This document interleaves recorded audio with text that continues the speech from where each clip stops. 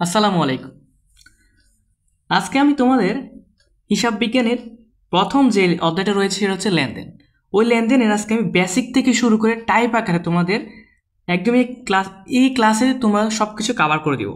এই অধ্যায়ে যা কিছু রয়েছে লেনদেন অধ্যায়ে হিসাব সমীকরণ এবং যে জিনিসগুলো রয়েছে যেগুলো লেনদেন নয়, কোন কোন এন্ট্রিগুলো অন্তর্ভুক্ত হবে না, সব কিছু আমি টাইপ আকারে সাজিয়েছি।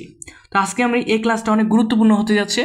তো ভিডিওটা সম্পূর্ণ দেখার চেষ্টা করব এবং আজকে আমি একটা সৃজনশীলের মাধ্যমে তোমাদের A to Z সব কিছু কভার করে দেবো, ঠিক আছে? তো আমরা বেসিকটা আগে জেনে নিই। আসলে আজকে আমরা লেনদেন অধ্যায়টা শুরু করার আগে আগে আমাকে জানতে হবে যে লেনদেন কাকে বলে। একটা জিনিস মাথায় রাখবা যে এমন একটি ঘটনা যে ঘটনাতে দুটি পক্ষ থাকবে এবং বিনিময় মাধ্যম থাকবে এবং অর্থের বা টাকার পরিমাপযোগ্য বা আর্থিক পরিমাণ গণনা করা যায়, তাকে লেনদেন বলে। ঠিক আছে? জাস্ট তুমি এই তিনটে শর্ত যদি মাথায় রাখো, এই তিনটে শর্তের মাধ্যমে কাকে বলে সেটাও নির্ণয় করতে পারবা। ঠিক আছে? এখন আমাদের জানতে হবে যে লেনদেনের শর্ত। ঠিক আছে? লেনদেনের শর্ত আমরা দেখতে পাচ্ছি যে লেনদেনের শর্ত হচ্ছে তিনটা। ঠিক আছে? পক্ষ নির্ধারণ বলতে এখানে দুইটি পক্ষ হবে, একটা ডেবিট একটা ক্রেডিট। ঠিক আছে? 2 নম্বর দিয়েছি আমি মাধ্যম বলতে বিনিময় মাধ্যম। আমি তোমাকে যে টাকা দিব বা তুমি যে আমাকে টাকা দিবা বা একটা পণ্য যে ক্রয় বিক্রয় করব, এখানে দুইটা মাধ্যম থাকে। ঠিক আছে? এই মাধ্যমটা সৃষ্টি হলে সেটা লেনদেন হবে। এই তিনটা থেকে যে কোনো একটা যদি বাদ পড়ে বা না থাকে ওই এন্ট্রিতে, সেটা লেনদেন হবে না। সেটাও তুমি মাথায় রাখতে পারো। পরিমাপযোগ্য, অর্থের বা টাকার পরিমাপযোগ্য হতে হবে ওই লেনদেনটা, তখনই সেটা একটা লেনদেন হবে। যদি এই তিনটা থেকে যে কোনো একটা না থাকে সেটা লেনদেন হবে না। ঠিক আছে? এখন আমরা কিভাবে লেনদেন না বা কিভাবে লেনদেন সেটা কিভাবে নির্ণয় করব, মানে দুইটা পক্ষ কিভাবে নির্ধারণ করব, ঠিক আছে, এইটা সহ আজকে আমরা বেসিক বলেছি না, বেসিক সহ আমরা ক্লিয়ার করে দিব।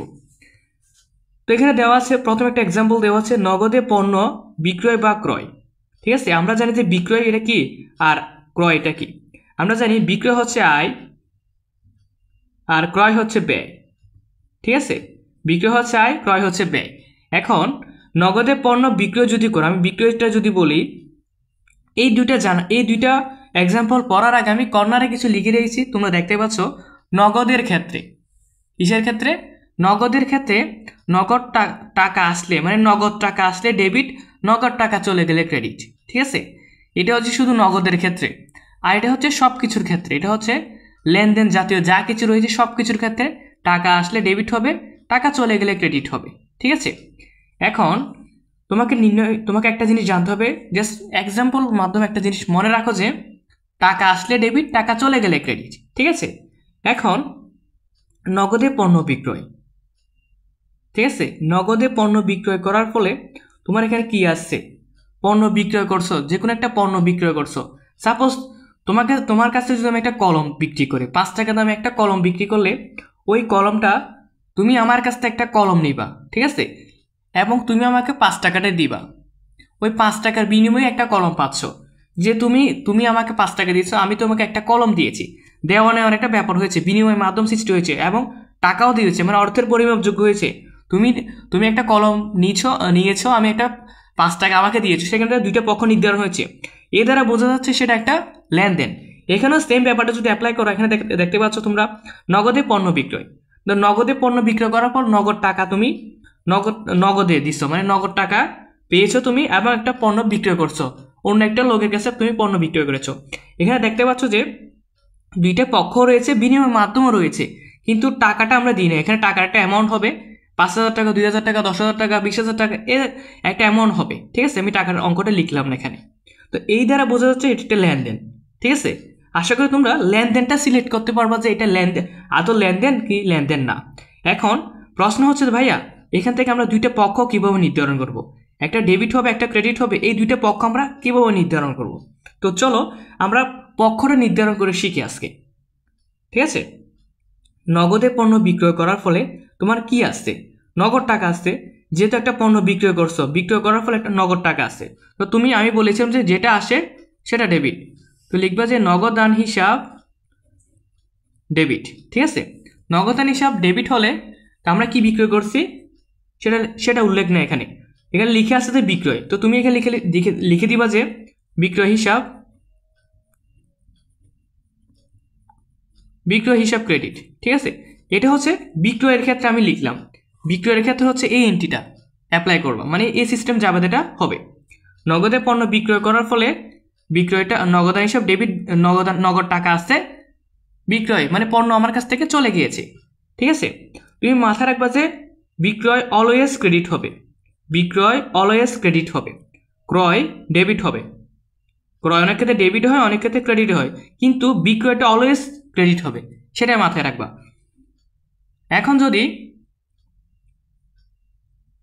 এখন যদি বলে নগদে পণ্য ক্রয়, তখন কি হবে? নগদে পণ্য ক্রয় করার ফলে নগদ টাকা দিয়ে তুমি পণ্য ক্রয় করছো। কি ক্রয় করছো? পণ্য ক্রয় করছো। আমার কাছ থেকে তুমি 5 টাকা বিনিময়ে একটা কলম নিয়েছো, তোমার কাছে কি গেছে? 5 টাকা আমাকে দিয়ে দিছো, একটা কলম পাইছো। কলমটা কি? কলমটা হচ্ছে ক্রয়। ঠিক আছে, তো তুমি এখানে লিখতে পারো না ক্রয় হিসাব ডেবিট। এখন প্রশ্ন তো ভাইয়া ক্রয় হিসাব ডেবিট কেন হবে? নগদ হিসাব ডেবিট হওয়ার কথা ছিল না ভাইয়া। আমি বলেছিলাম যে নগদ টাকা আসলে ডেবিট হবে। ঠিক আছে, নগদ টাকা চলে গেলে ক্রেডিট হবে। নগদ টাকা এখন তোমার কাছ থেকে চলে গিয়েছে, নগদ টাকা তোমার কাছ থেকে চলে গিয়েছে, নগদ টাকার বিনিময়ে একটা পণ্য ক্রয় করছো, সেক্ষেত্রে যেহেতু টাকা চলে গেছে সেটা ডেবিট হবে, ক্রেডিট হবে। এখন যেটা বাকি রয়েছে মানে ক্রয়, সেটা ডেবিট হয়েছে।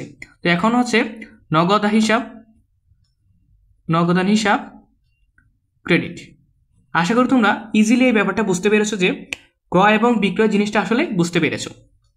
এখন যদি আমি তোমাকে বলি যদি এই নগদটা না থাকে, মানে এই নগদ কথাটাই যদি না থাকে, এই নগদ টাকার যদি নাই থাকে, তখন তুমি কি করবা? নগদ না থাকলে আমি কি করব? প্রশ্ন তো রয়ে গেল। এখন নগদ নাই, নগদের জায়গায় এখন একজন ব্যক্তির নাম দেওয়া থাকবে। যদি এই নগদের জায়গায় যদি একজন ব্যক্তির নাম দেওয়া থাকে, তখন আমরা কি করব? তখন যখন নগদের জায়গায় একটা ব্যক্তির নাম দেওয়া থাকবে, তখন দুইটা ওয়ার্ড অ্যাড হবে, একটা হচ্ছে দেনাদার, একটা হচ্ছে পাওনাদার। ঠিক আছে, যখন নগদের জায়গায় যদি একটা ব্যক্তির নাম থাকে, তখন দুইটা ওয়ার্ড ব্যবহার হবে। এই ব্যক্তির নামের জায়গায় দুইটা ওয়ার্ড ব্যবহার হবে, একটা হচ্ছে দেনাদার, একটা হচ্ছে পাওনাদার। এখন প্রশ্ন হচ্ছে তোমাদের দেনাদার কখন ব্যবহার করবে, পাওনাদার কখন ব্যবহার করবে? দেনাদার ব্যবহার করে বিক্রয়ের সময়, পাওনাদার ব্যবহার করবে ক্রয়ের সময়। ঠিক আছে, তো ইজিলি রহিমের কাছে বিক্রয় এত টাকা, রহিমের কাছে বিক্রয় করার ফলে দেনাদার হিসাব ডেবিট, বিক্রয় হিসাব ক্রেডিট। ঠিক আছে, জাস্ট এই নগদের জায়গায় দেনাদার এবং পাওনাদার বসে যাবে। আমি বলেছিলাম যে দেনাদার হবে বিক্রয়ের ক্ষেত্রে, পাওনাদার হবে ক্রয়ের ক্ষেত্রে। এখন দেনাদারে এখানে নগদের জায়গায় দেনাদার হয়ে যাবে, আর ক্রয় হিসাবে এখানে নগদের জায়গায় পাওনাদার হয়ে যাবে। ইজিলি ব্যাপারটা আশা করি বুঝতে পেরেছো। ঠিক আছে, এখন আমাদের এতটুকু পর্যন্ত জানার পরে আরেকটা ব্যাপার রয়েছে, সেটা হচ্ছে কোনগুলো লেনদেন নয়, সেটা তো তোমাকে জানতে হবে। ভাইয়া এগুলো যে লেনদেন আমি বুঝতে পেরেছি, এখন আমাকে চিহ্নিত করে দেখান যে কোনগুলো লেনদেন নয়। আমরা দেখে যে চিনে ফেলবো কোনগুলো লেনদেন নয়। আমি তোমাকে কয়েকটা এক্সাম্পল দেখাই। প্রথমে যদি আমি তোমাকে বলি আসবাবপত্র ক্রয়ের ফরমাইশ, আসবাবপত্র ক্রয়ের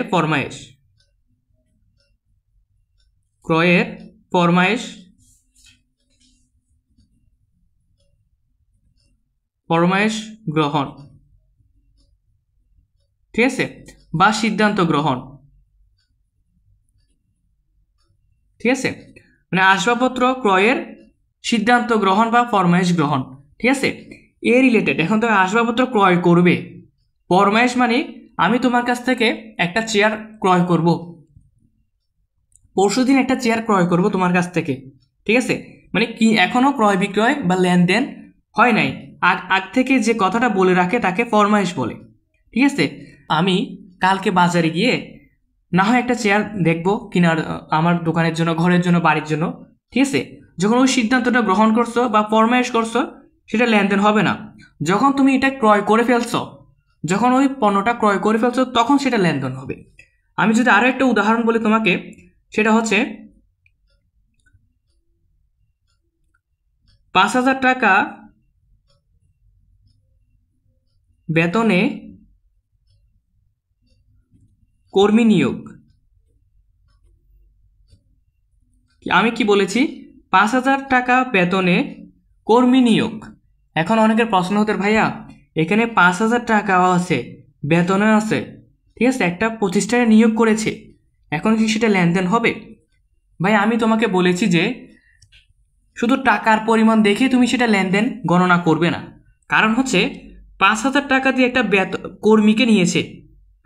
আমি আমার প্রতিষ্ঠানে একজন কর্মী, গার্মেন্টস ফ্যাক্টরি আছে, আমার একটা ছোট একটা গার্মেন্টস ফ্যাক্টরি রয়েছে, ওই ফ্যাক্টরিতে আমি 500 জন শ্রমিক নিব। এখন আমি বলেছি যে প্রত্যেকজন শ্রমিককে মাসে 5,000 টাকা করে দেওয়া হবে। যারা যারা আমার এই ফ্যাক্টরিতে চাকরি করতে চাও তারা আমাকে ইনফর্ম করো।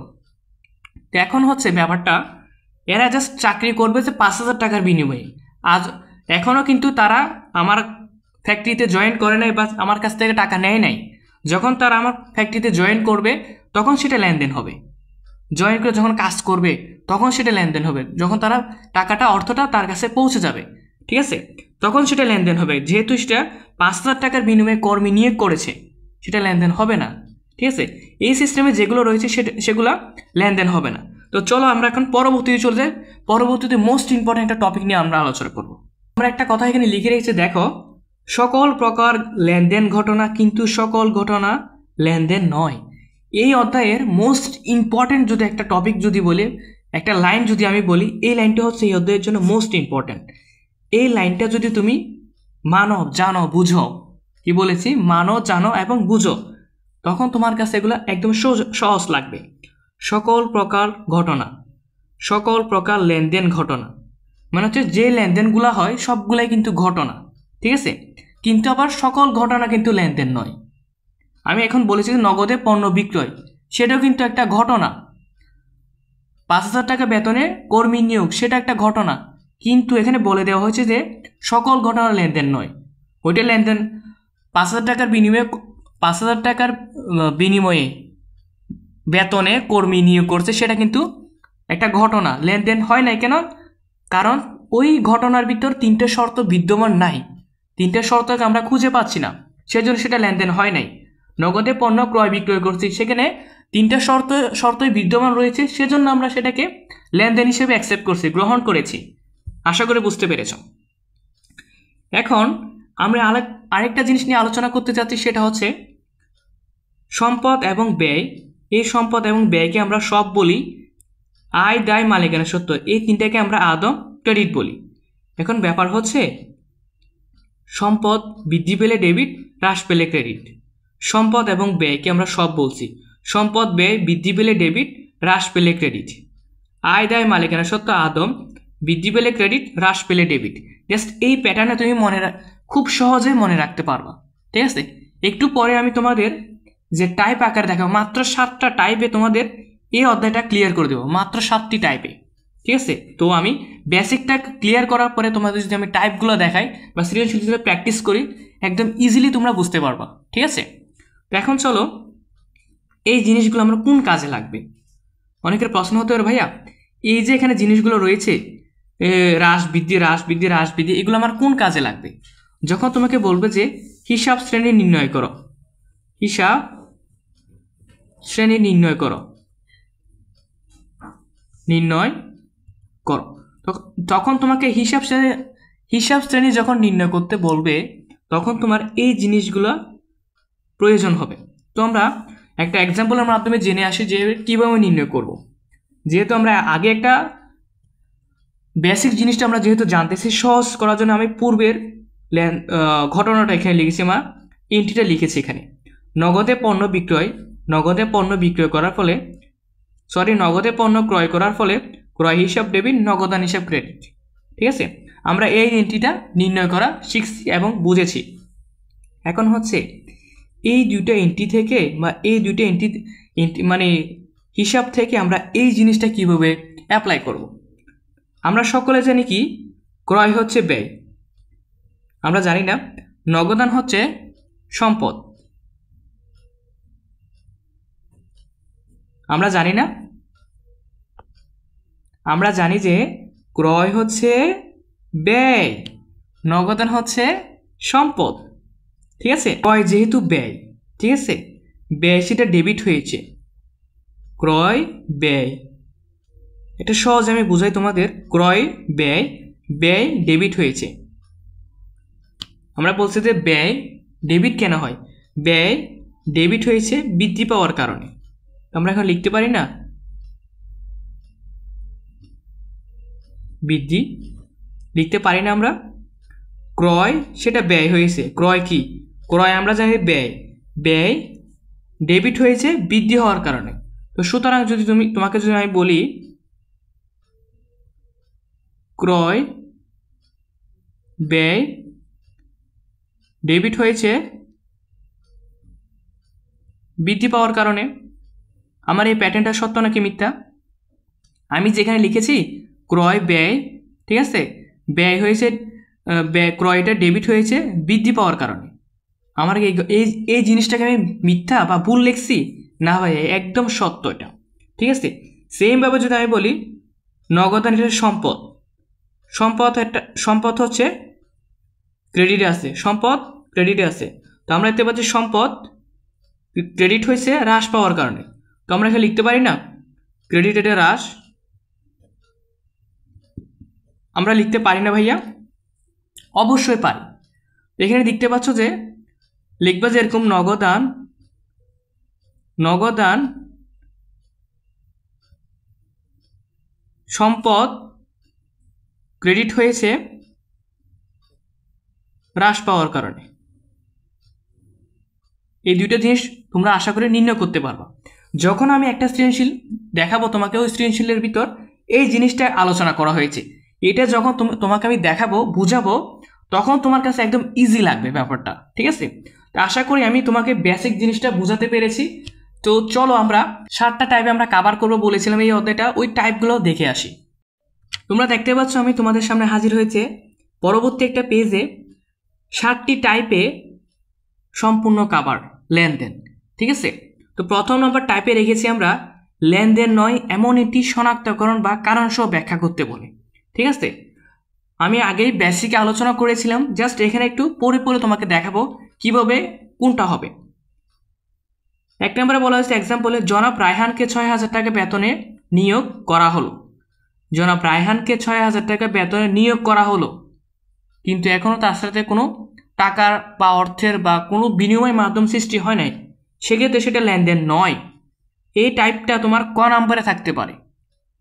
আমি কি বলেছি, এই টাইপটা ভাইয়া ক নাম্বারে থাকতে পারে, বুঝেছ? 2 নম্বরে বলা হয়েছে যে 10,000 টাকার আসবাবপত্র ক্রয়ের সিদ্ধান্ত গ্রহণ। 10,000 টাকার আসবাবপত্র ক্রয়ের সিদ্ধান্ত গ্রহণ, এই 10,000 টাকার আসবাবপত্র ক্রয় করবে বলছে, কিন্তু এখনো ক্রয় করে নাই, সেহেতু সেটা লেনদেন নয়। আশা করি তোমরা এই টাইপটা বুঝতে পেরেছো। প্রথম নাম্বার টাইপে আমি বলেছি যে এই সিস্টেমে যদি এন্ট্রিগুলো থাকে সেগুলো লেনদেন হবে না, সেগুলো লেনদেন নয়। ঠিক আছে, কেন নয় আমি শর্ত দিয়ে রেখেছি, 2টি পক্ষ নির্ধারণ করা, ডেবিট গ্রহণকারী, ক্রেডিট প্রদানকারী, এই 2টা পক্ষ থাকতে হবে। যেহেতু এখানে এই জিনিসগুলো আমরা পাচ্ছি না, বিনিময় মাধ্যম সৃষ্টি করা, অর্থের পরিমাপযোগ্য হতে হবে। ঠিক আছে, এই জিনিসগুলো এখানে নাই বিদায় সেটা লেনদেন হবে না। তারপরে আমরা লিখেছি যে লেনদেনকে এইভাবে নির্ণয় করা হয়, মানে যে একটা লেনদেন জাস্টিফাই করার জন্য এইভাবে লেনদেনকে নির্ণয় করা হয়। ঠিক আছে, টাইপ 2-এ আমরা দেখতে পাচ্ছি মালিকানা সত্ত্ব নির্ণয়। এটা হচ্ছে মোস্ট ইম্পর্টেন্ট একটা টপিক, যদি বলি আমি এই অধ্যায়ের জন্য মোস্ট ইম্পর্টেন্ট, এটা আমি 3 স্টার রাখবো। মোস্ট ইম্পর্টেন্ট খ নাম্বারের জন্য, এটা মোস্ট ইম্পর্টেন্ট, খ নাম্বারের জন্য মোস্ট ইম্পর্টেন্ট, এটা খ নাম্বারে আসবে। ঠিক আছে, মালিকানা সত্ত্ব নির্ণয়, তারিখ বিবরণ, টাকা, মালিকানা সত্ত্বে আয়, মূলধন আয় পজিটিভ বা বৃদ্ধি, ব্যয় উত্তোলন হ্রাস বা নেগেটিভ। আমার এই চ্যানেলে মালিকানা সত্ত্ব সম্পর্কে একটা ভিডিও দেওয়া আছে। এই ভিডিওতে ঠিক আছে, আমি 16 মিনিট আলোচনা করেছি। এই 16 মিনিটে তুমি প্রথম 6 মিনিট যদি শোনো, আশা করি প্রথম 6 মিনিট যদি কথাগুলো মনোযোগ সহকারে শোনো, এই মালিকানার সত্যটা তোমার কাছে পানির মতো পরিষ্কার হয়ে যাবে। ঠিক আছে, টাইপ 2 আমরা শিখলাম যে মালিকানার সত্ত্ব প্রথম নম্বর টাইপে ছিল লেনদেন নয় এমন এন্ট্রির পরিমাণ নির্ণয় করো বা শনাক্তকরণ করো। ঠিক আছে, দ্বিতীয় নম্বর টাইপে ছিল মালিকানার সত্ত্বের পরিমাণ নির্ণয় করো। এখন পরবর্তীতে আমরা যাব টাইপ 3-তে। টাইপ 3-তে আমরা দেখতে পাচ্ছি মোট উত্তোলনের পরিমাণ নির্ণয় করতে বলছে। মোট উত্তোলনের পরিমাণ নির্ণয় করার জন্য তারিখ, বিবরণ, টাকা টাকা। এখন মোট উত্তোলন নির্ণয় করার জন্য বেসিক জিনিসটা লিখে রেখেছি, উত্তোলন সংক্রান্ত এন্ট্রিগুলো আসবে। একটা পণ্য উত্তোলন করার জন্য যে যে জিনিসগুলো রয়েছে সৃজনশীলে, ওই জিনিসগুলো এখানে আসবে। ঠিক আছে, 4 নম্বর হচ্ছে প্রারম্ভিক মূলধন, এটা হচ্ছে মোস্ট ইম্পর্টেন্ট। প্রারম্ভিকের কলামটা হচ্ছে সেম উত্তোলনের মতো, সেজন্য আমি এখানে লিখলাম না। বেসিক হচ্ছে প্রারম্ভিক এন্ট্রি, প্রথমে যে এন্ট্রিটা থাকে নগদান, আসবাবপত্র, ব্যাংক ঋণ, ব্যাংক জমা, পণ্য ক্রয়, এই সিস্টেমে যেগুলো থাকে এগুলো নিয়ে ব্যবসা আরম্ভ করা হলো, শুরু করা হলো, বিনিয়োগ করা হলো, এটা হচ্ছে প্রারম্ভিক লেনদেন। তো এই প্রারম্ভিক লেনদেনটা তুমি একটা লেনদেন এখানে লিখে দিলে এটা হচ্ছে প্রারম্ভিক, তোমার 2 মার্ক পেয়ে যাওয়া। ঠিক আছে, এরপরে আমি রেখেছি টাইপ নাম্বার 5। টাইপ নাম্বার 5-এ কি রেখেছি, লেনদেনের হিসাব শ্রেণী বা শ্রেণীবিন্যাস, যেটা আমি তোমাকে হ্রাস বৃদ্ধি দিয়ে দেখিয়েছিলাম। সেটা হচ্ছে এইভাবে লিখবা, তারিখ, বিবরণ, হিসাব কার, টাকা। টাকার কলমটা দিলেও হয়, না দিলে হয়, কোনো সমস্যা নাই। ঠিক আছে, তুমি চাইলে টাকার কলমটা দিতেও পারো, নাও দিতে পারো। অনেক যদি প্রশ্নে তারিখ দেওয়া থাকে তো তারিখটা দিবা, তারিখ দেওয়া না থাকলে তুমি তারিখটা দিবা না, কোনো সমস্যা নাই। ঠিক আছে, এখন বলা হয়েছে যে হিসাব শ্রেণী নির্ণয়। হিসাব শ্রেণী হচ্ছে হ্রাস বৃদ্ধি তুমি যখন নির্ণয় করছিলে তখন সেটা হচ্ছে হিসাব শ্রেণী। তো আমরা সৃজনশীল একটা প্র্যাকটিস করবো, এই সৃজনশীলে এই জিনিসটা তুমি দেখতে পাবো, এটা হচ্ছে মোস্ট ইম্পর্টেন্ট। ঠিক আছে, এটা হচ্ছে ওদের জন্য কমন একটা টপিক। এরপর 6 নম্বর টাইপে রেখেছে চালান, cash memo, debit credit note, debit voucher, credit voucher. এই 6টা জিনিস যদি তুমি শিখে রাখো, ঠিক আছে, এই 6টা জিনিস শিখে রাখলে এই অধ্যায়ের জন্য প্লাস পরবর্তী যে অধ্যায়গুলো রয়েছে প্রত্যেকটি অধ্যায়ে যে 8টা অধ্যায় রয়েছে, এই 8টা অধ্যায়ের জন্য এই 6টা মোস্ট ইম্পর্টেন্ট। 8টা অধ্যায়ের জন্য এই 6টা মোস্ট ইম্পর্টেন্ট।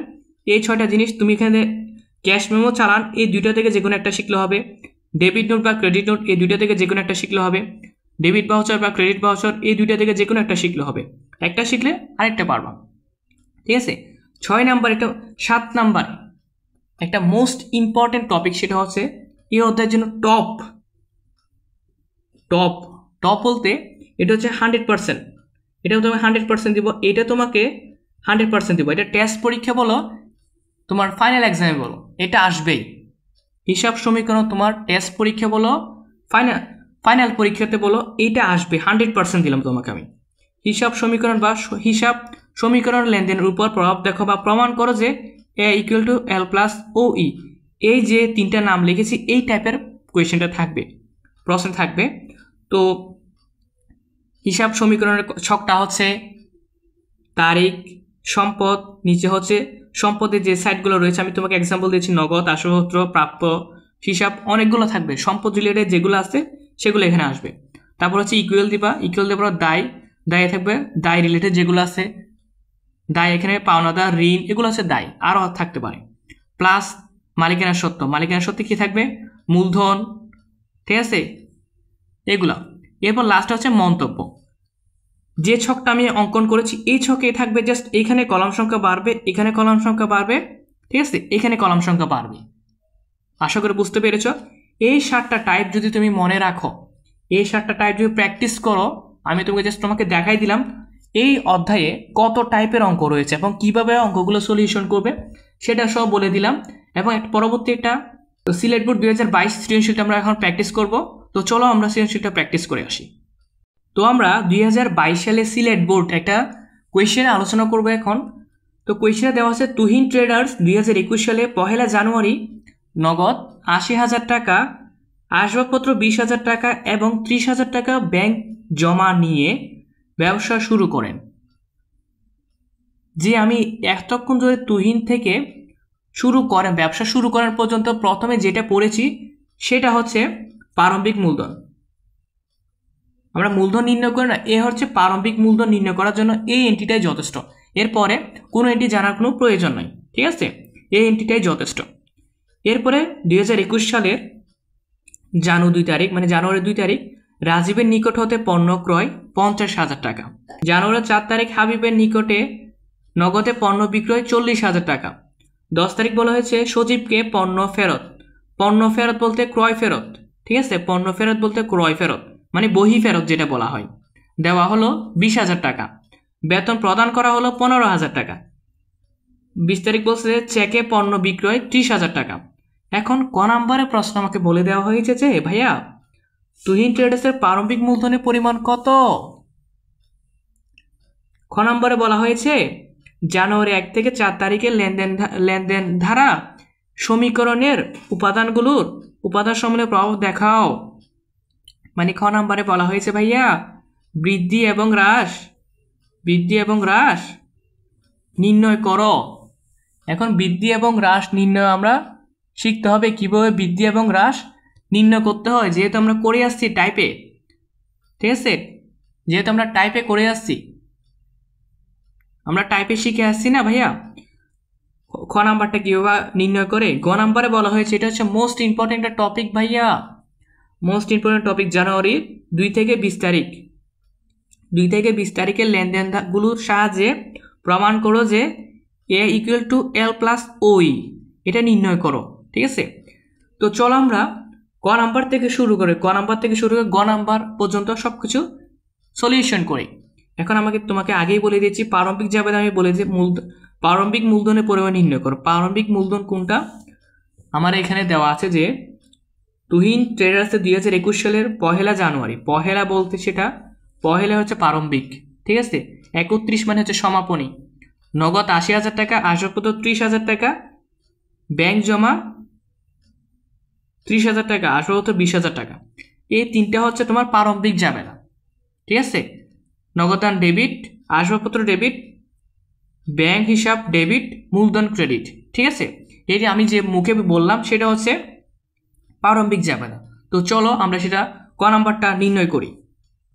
ক নাম্বারটা অ্যান্সার করার জন্য তোমাকে লিখতে হবে তুহিন ট্রেডার্সে প্রারম্ভিক মূলধনের পরিমাণ নির্ণয় করো, ঠিক আছে। তো প্রারম্ভিক মূলধন নির্ণয় করার জন্য 4টা কলাম হবে, তারিখ, বিবরণ, টাকা, ঠিক আছে।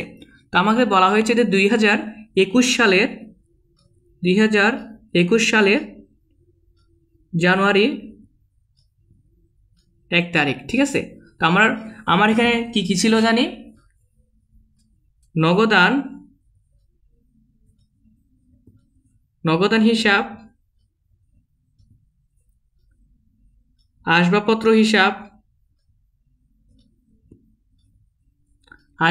হিসাব এবং ছিল ব্যাংক হিসাব,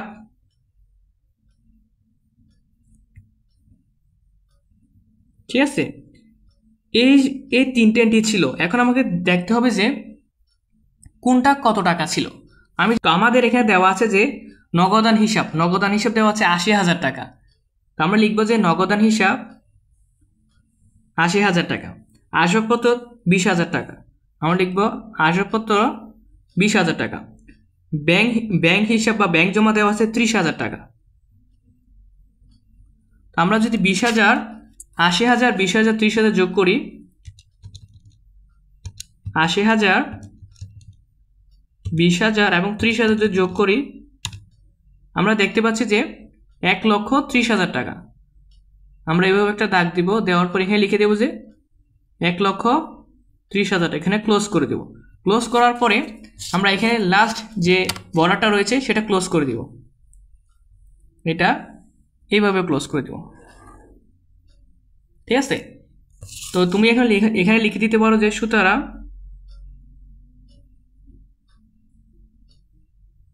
প্রারম্ভিক মূলধন, ঠিক আছে। এইভাবে তুমি নির্ণয় করবা প্রারম্ভিক মূলধন নির্ণয় করা একদম সহজ ভাইয়া। এটার জন্য তোমাকে 2টা মার্ক দিবে ভাইয়া, 2টা মার্ক। যতগুলো সৃজনশীল তোমার গাইডে যতগুলো সৃজনশীল হয়েছে অধ্যায়ে, মানে লেনদেন অধ্যায়ে যতগুলো সৃজনশীল হয়েছে, ওই অধ্যায়ে যতগুলো প্রারম্ভিক মূলধন নির্ণয় করতে বলছে ওই প্রত্যেকটা তুমি প্র্যাকটিস করো, দেখবা আমি যেভাবে তোমাকে দেখালাম ওইটাই সেমভাবে এখানে করে দেওয়া হয়েছে, ঠিক আছে। আশা করে বুঝতে পেরেছো। এখন আমরা খ নাম্বার যে প্রশ্নটা বলা হয়েছে ওইটা সলিউশন করব। তাহলে চলো খ নাম্বারটা করে আসি। নাম্বার বলা হয়েছে যে জানুয়ারি 1 থেকে 4 তারিখের লেনদেন ধারা সমীকরণের উপাদান সমূহের প্রভাব দেখানো হলো। ঠিক আছে, এভাবে লিখার পর এভাবে লিখলে কি হয়, ফুল মার্কসটা পাওয়া যায়। এবং তোমরা কলাম 3টা করলেও পারো, 2টা করলেও হবে। ঠিক আছে, বা 4টাও করতে পারো, টাকার অঙ্কটা দিলে হয় না দিলে হয়। তারিখটা দিলাম, বিবরণ হিসাব হিসাব সমীকরণের উপাদান সমূহের প্রভাব L প্লাস ওই, এভাবে লিখবা। লিখার পর আমাদের যেহেতু বলেছে 1 থেকে 4 তারিখ, মানে হচ্ছে 1 তারিখের পর 1 তারিখ থেকে 4 তারিখ পর্যন্ত যে এন্ট্রিগুলো রয়েছে সেগুলো এখানে অন্তর্ভুক্ত হবে। যেহেতু আমরা 1 তারিখটা এখানে লিখেছি, এই এন্ট্রিগুলো আমরা এখানে লিখে দিলে হয়ে যাবে। আমরা জানি কি, নগদান হিসাব, আসবাবপত্র হিসাব,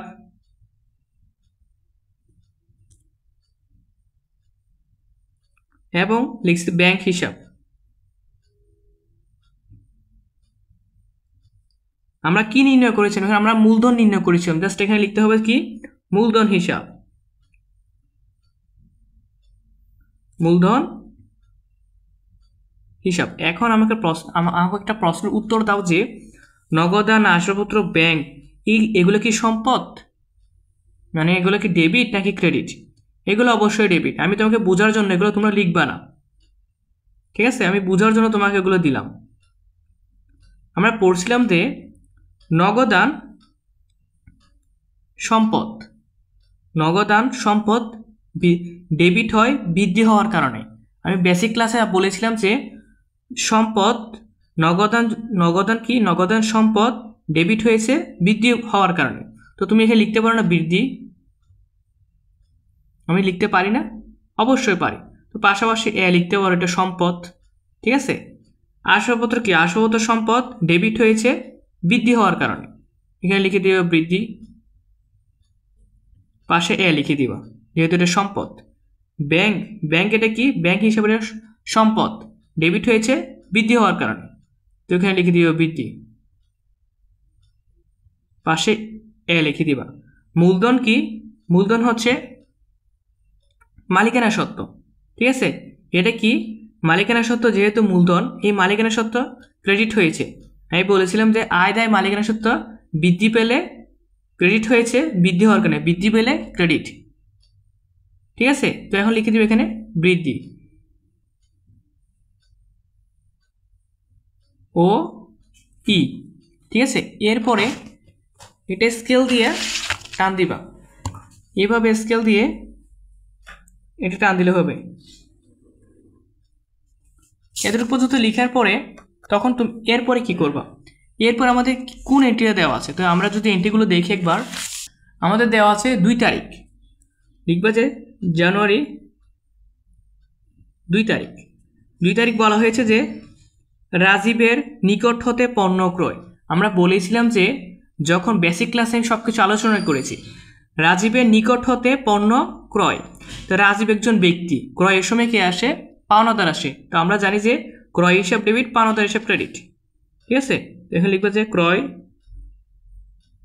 ক্রয় হিসাব ব্যাকের ডেবিট। এই ডেবিট ক্রেডিটগুলো তোমরা লিখবে না, তোমার বোঝার সুবিধার্থে আমি লিখতেছি এগুলো।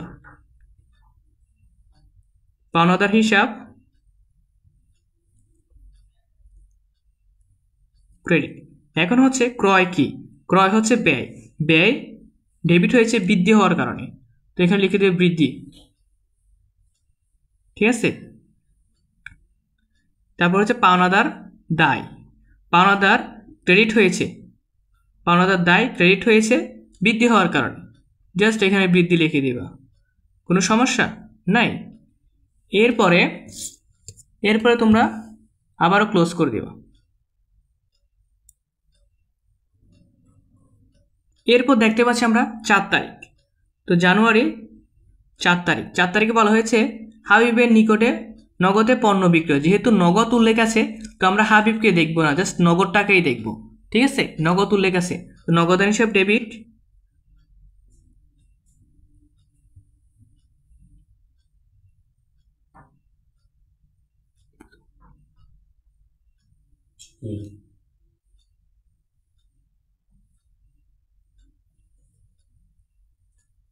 নগদান হিসাব ডেবিট, বিক্রয় হিসাব ক্রেডিট।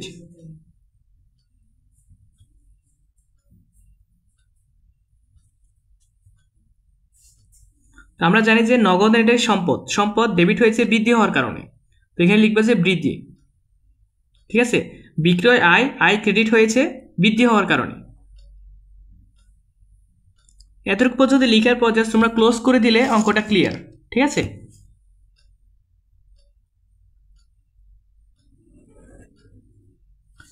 এই তিনটা এখানে বলা হচ্ছে 1 তারিখ, 2 তারিখ, 4 তারিখ।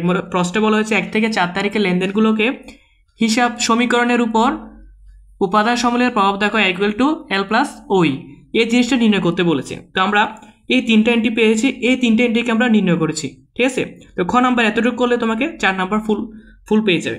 এখন চলো আমরা গ নাম্বারটা নির্ণয় করি। আমাদের গ নাম্বারে বলা হয়েছে যে জানুয়ারি 2 তারিখ থেকে 20 তারিখের লেনদেনগুলি দ্বারা সমীকরণ প্রস্তুত করা। ঠিক আছে, তো আমরা তুহিন ট্রেডার্স হিসাব সমীকরণ, ঠিক আছে, তারিখ, সম্পদ, দায়, মালিকানা সত্ত্ব, মন্তব্য, জাস্ট এইভাবে কলমটা করার পরে আমাদের যেহেতু বলা হয়েছে 2 থেকে 20 তারিখ পর্যন্ত, তো আমরা এখানে 2 থেকে 20 তারিখ পর্যন্ত সবগুলো আগে সাধারণ জাবেদা নির্ণয় করব। সাধারণ জাবেদা নির্ণয় করার পরে কোনটা সম্পদে পড়ছে, কোনটা দায়, কোনটা পাওনাদার, কোনটা মালিকানা সত্ত্ব, এগুলো নির্ণয় করে তারপর আমরা এখানে বক্স করব। তো চলো আমরা আগে এই সমীকরণটা করার আগে আমরা জাবেদাটা করে ফেলি। ঠিক আছে, তো আমাদের 2 নম্বর জাবেদায় 2 নম্বরে বলা হয়েছে রাজীবের নিকট হতে পণ্য ক্রয়। তো রাজীবের নিকট হতে পণ্য ক্রয় করার ফলে ক্রয় হিসাব ডেবিট, পাওনাদার হিসাব ক্রেডিট। পাওনাদার হিসাব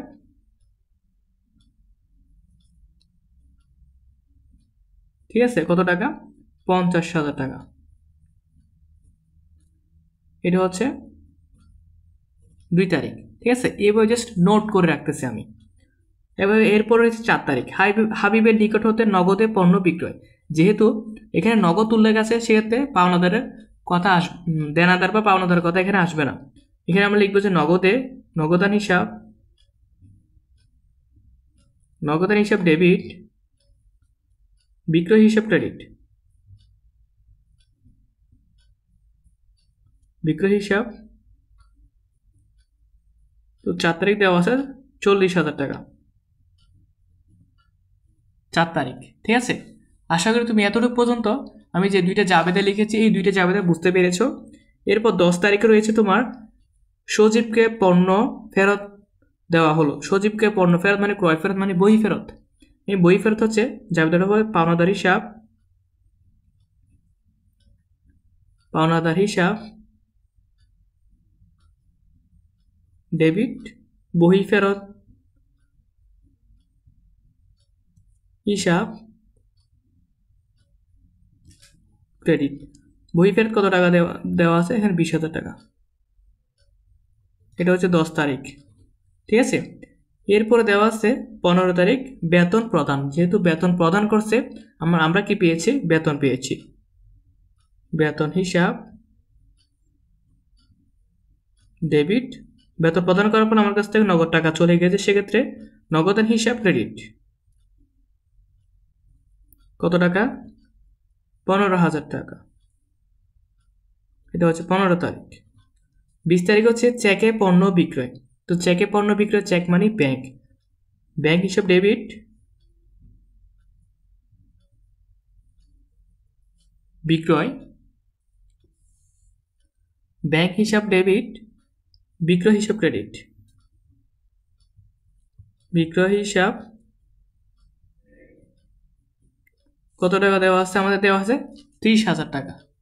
তোমরা এখানে লিখবো যে 30,000 টাকা।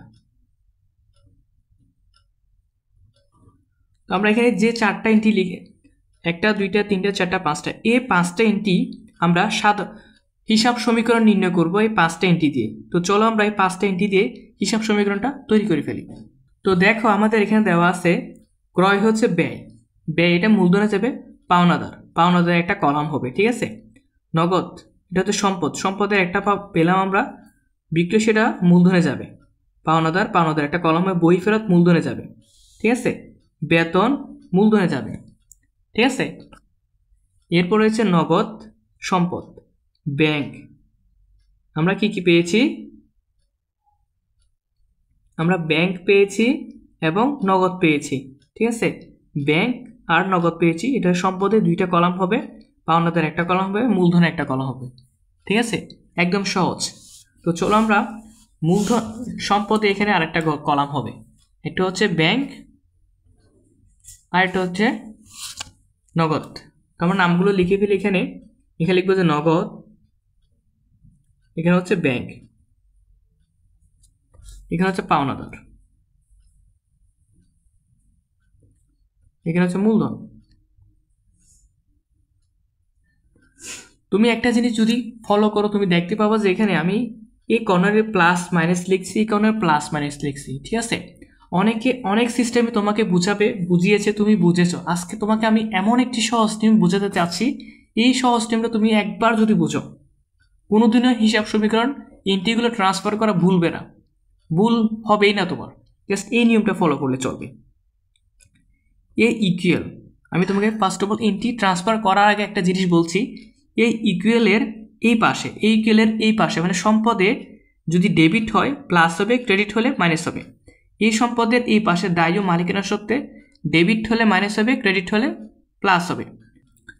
আমাদের প্রথম নাম্বার 2 তারিখ থেকে শুরু হবে। আমাদের 2 তারিখে দেওয়া আছে ক্রয় হিসাব ডেবিট, পাওনাদার হিসাব ক্রেডিট।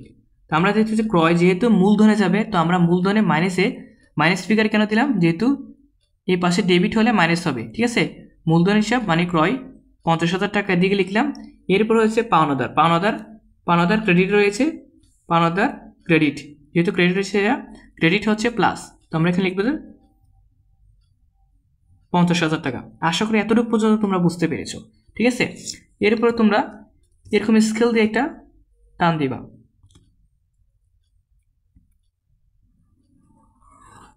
স্কেল দিয়ে টান দিবা। টান দেওয়ার পর এখানে লিখবা যে, এখানে লিখবা ব্যয়, এখানে ব্যয় লিখে দিবা।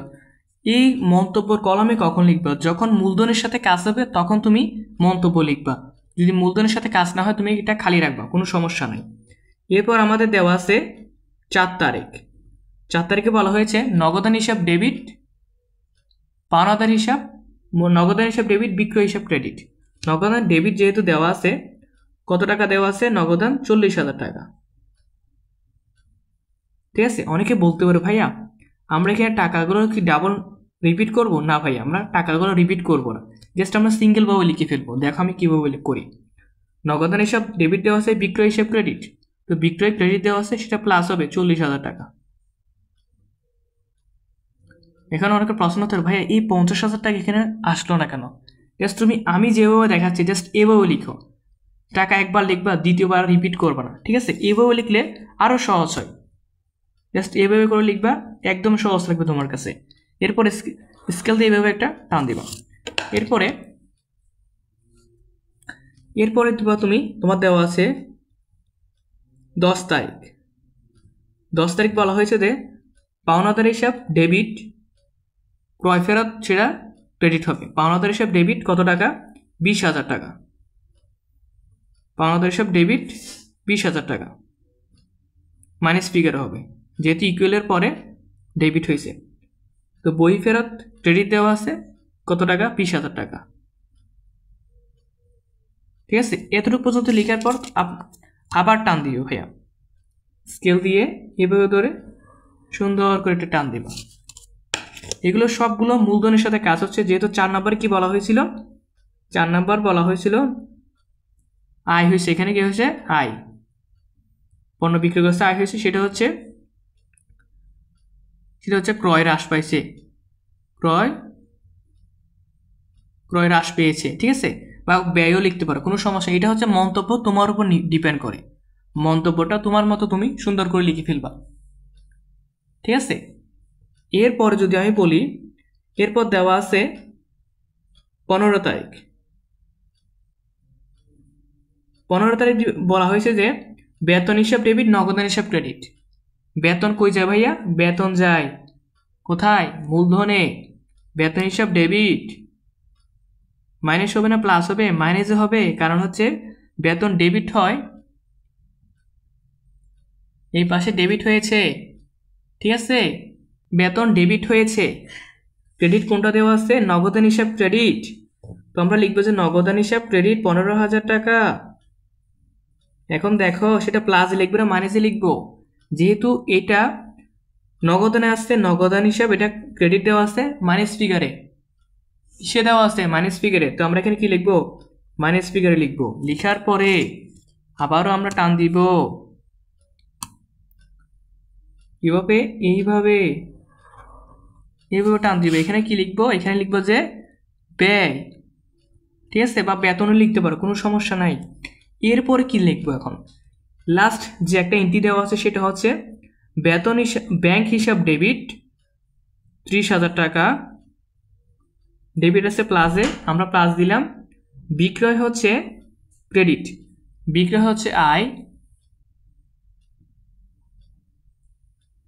বিক্রয় হচ্ছে আয়, সেটা আমরা ক্রেডিটে লিখবো। যেহেতু এটা ক্রেডিট প্লাস, আমরা প্লাসে লিখবো, ঠিক আছে।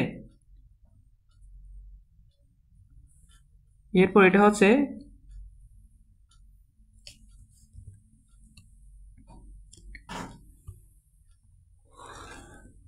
এবার আমরা ক্লোজ করে দেবো। এখানে এগুলোতে ইকুয়াল দিবা, এখানে প্লাস দিবা,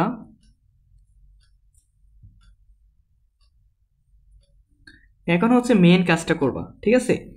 40 থেকে 15,000 বিয়োগ দিবা, বিয়োগ দেওয়ার পর এখানে লিখবো 30,000 টাকা, আমরা এখানে লিখবো 50,000 থেকে 20,000 বিয়োগ দিয়ে আমরা এখানে লিখবো, যেগুলো মাইনাস আছে মাইনাস মাইনাস যোগ করে প্লাসগুলো থেকে বিয়োগ করব, ঠিক আছে।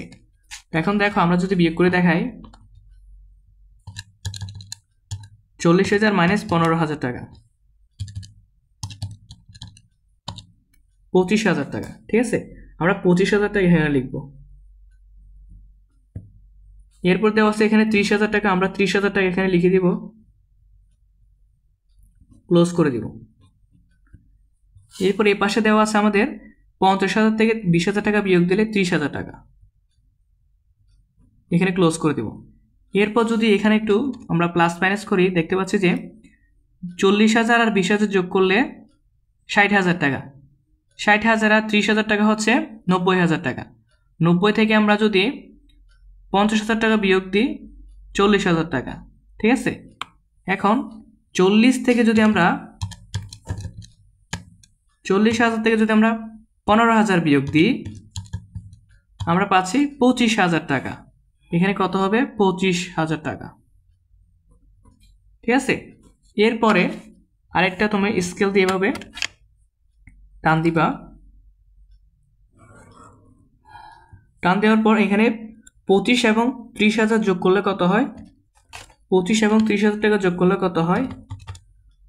25 যোগ 30 55,000 টাকা। তো আমরা এখানে 55,000 টাকা লিখে দেব, এখানে হচ্ছে 55,000 টাকা।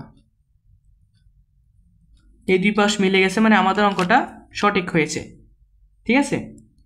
তোমরা মূলত এইভাবে যদি করো, হিসাব সমীকরণ এভাবে নির্ণয় করবা, একদম কারেক্ট হবে, ভুল হবে না, ঠিক আছে। আমি প্রথমে তোমাকে হিসাব সমীকরণের প্রথমে তোমাকে হিসাবের এন্ট্রিগুলো যেগুলো রয়েছে, এন্ট্রিগুলোর তোমরা প্রথমে সাধারণ জাবেদা নির্ণয় করবা। সাধারণ জাবেদা নির্ণয় করার পরে সাধারণ জাবেদাগুলোকে এক পাশে রেখে তোমরা জাস্ট এভাবে নির্ণয় করবা, ঠিক আছে, এভাবে নির্ণয় করবা। এবং অনেকের প্রশ্ন হতে পারে, ভাই এখানে 50,000 টাকা মাইনাস ফিগারে হয়েছে, এই 50,000 টাকা এখানে নিচে আবার রিপিট হয় না কেন? তুমি যদি চাও রিপিট করলে করতে পারো, না করলে কোনো সমস্যা নাই। যদি এইভাবে যদি রিপিট না করে লিখো, তোমার লেখাটা একটু কম হচ্ছে, ঝামেলা কম হচ্ছে। যেগুলো মাইনাস আছে মাইনাস মাইনাস যোগ করে প্লাস যেগুলো রয়েছে প্লাসগুলোতে বিয়োগ করে দিলে তোমার অ্যান্সারটা চলে আসবে। আমি মনে করছি যে তুমি যদি এভাবে নির্ণয় করো একদম সহজ হবে তোমার জন্য। তো আজকে আমি সিলেট বোর্ড 2022-এর ক, খ, গ এবং বেসিক থেকে শুরু করে এবং টাইপ সহ তোমাকে A to Z সব কিছু কভার করে দিয়েছি। তো লেনদেনে আশা করি যে কোনো ধরনের সমস্যা হবে না। তো আজকে পর্যন্ত ভালো থেকো, সুস্থ থাকো, অ্যাক্টিভ এডুকেশন চ্যানেলের সাথে জুড়ে থাকো। আল্লাহ হাফেজ।